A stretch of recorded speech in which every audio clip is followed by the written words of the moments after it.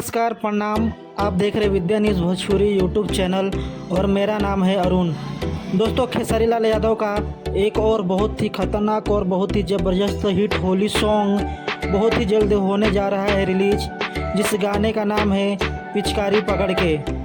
जी हाँ दोस्तों, खेसारी लाल यादव का यह सॉन्ग टी सीरीज कंपनी के यूट्यूब चैनल पर रिलीज होगा, जो कि दोस्तों बहुत ही बेहतरीन और बहुत ही मज़ेदार होने वाला है। दोस्तों, टी सीरीज कंपनी से खेसारी लाल यादव का इस साल का पहला यह होली सॉन्ग होने जा रहा है, जिसे दोस्तों खेसारी लाल यादव के साथ में गाया है नेहा राज ने। और इस गाने के राइटर और म्यूजिक डायरेक्टर है कृष्णा बेदर्दी। साथ ही दोस्तों इस गाने की एक्ट्रेस है हॉट एंड ब्यूटीफुल सपना चौहान।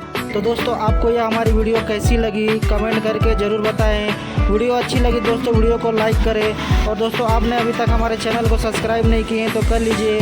तो चलिए दोस्तों, मिलते हैं अगली वीडियो में, तब तक के लिए बाय।